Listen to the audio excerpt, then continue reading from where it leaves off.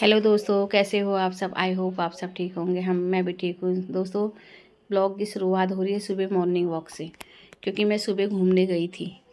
मैं घूमने जाती हूँ, रोज़ ही जाती हूँ। तो मैंने देखा कि एक वहाँ पे डीसीएम में ना एक पार्क, कूड़े का ढेर है, दलदल है। वैसे तो गवर्नमेंट की जगह है, पर वहाँ लोग कूड़ा डालते हैं और वहाँ पानी इतना इकट्ठा हो गया था कि वहाँ पर एक गाय फंस गई थी आज सुबह।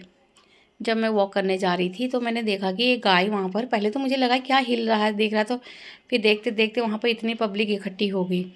कहते हैं ना, जाको रखे साइयाँ मार सके ना कोई, वही वो है। इतना दलदल था वहाँ पर, इतना दलदल था। फिर एक बच्चे ने, वो सब बहुत, जिन्होंने बड़ी मुश्किल के साथ गाय को देख के मुझे बहुत अफसोस हो रहा था कि कैसे निकलेगी निकलेगी नहीं निकलेगी। तो देखा तो वहाँ पे सीढ़ियाँ वगैरह लगाई, बच्चे भी जा रहे थे, बहुत लोग इकट्ठा हो गए थे। एक बच्चा तो बिल्कुल जाते ही एकदम दलदल में बच्चा भी फंस गया था। वो भी निकला, फिर बड़ी मुश्किल से बाहर निकला। क्योंकि गौ माता के लिए सब लोग आगे आते हैं, गौ सेवा के लिए आगे आते हैं, बच्चे लोग भी, सब आदमी लोग, बहुत सारे पब्लिक वहाँ पे इकट्ठा हो गई थी दोस्तों।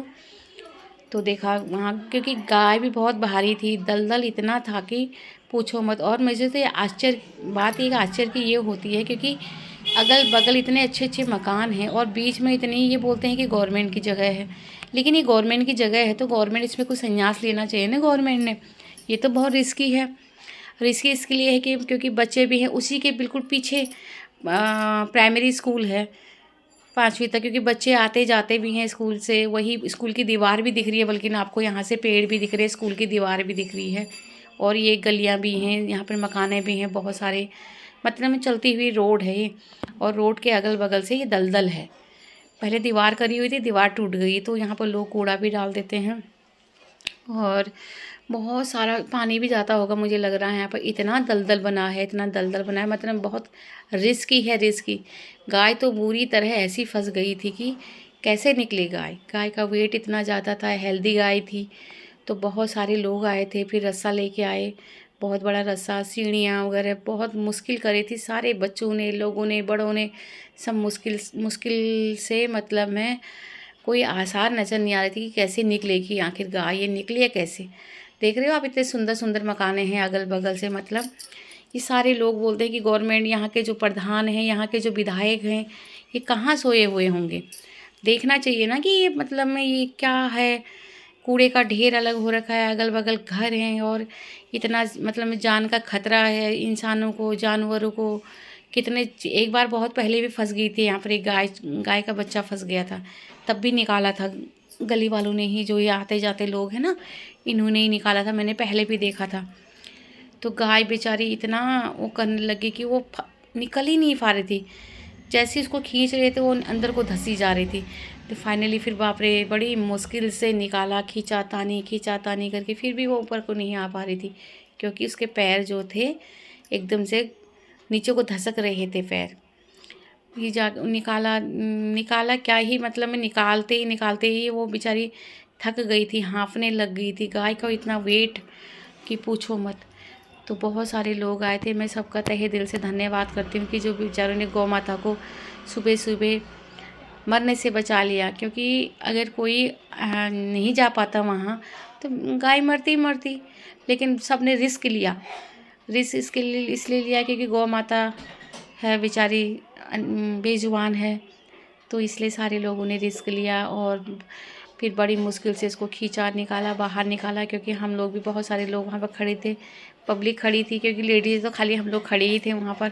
जो जेंट्स लोग थे, जो बच्चे लोग थे, मेहनत तो उन्हें करनी थी, वही निकालते हैं, क्योंकि मेहनत तो भाई वही करते हैं।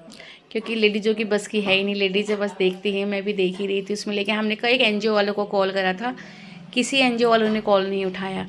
गौ सेवा वालों को कॉल करा था, उन्होंने भी कॉल नहीं उठाया। फिर मैं सोची कि पुलिस वालों को कॉल करो थी, देखा तो फिर वहाँ पर बहुत सारे इकट्ठे हो गए थे। देखते देखते उन सब लोग कोशिश कर रहे थे कि निकल जाएगी करके। गाय बहुत हैवी गाय, हेल्दी गाय थी बहुत ज़्यादा। लेकिन गाय वालों को भी, मुझे ये समझ नहीं आता है, गाय पालते हैं, दूध निकालते हैं, छोड़ देते हैं गाय को ऐसी, दिन भर ऐसी गाय इधर से उधर भटकती रहती हैं, कभी गलियों में आती हैं।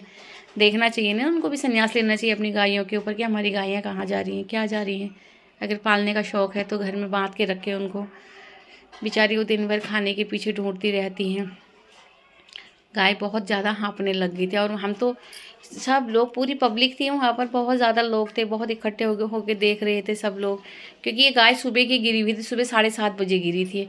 क्योंकि मैं 1 घंटा वॉक करके आई थी, तब उसके बाद निकली है वहाँ से। क्योंकि ये पहले पीछे गिरी हुई थी कि खिसक खिसक ही आगे चली गई थी। जान मतलब ये निकलने के बजाय ये और धसी जा रही थी और उल्टा चल रही थी, आगे कुछ पीछे के आने के बजाय आगे को ही जा रही थी। खिसा निकाल रहे थे, फिर निकल गई थी। बच्चे लोगों ने, सब ने मेहनत करी बहुत ज़्यादा।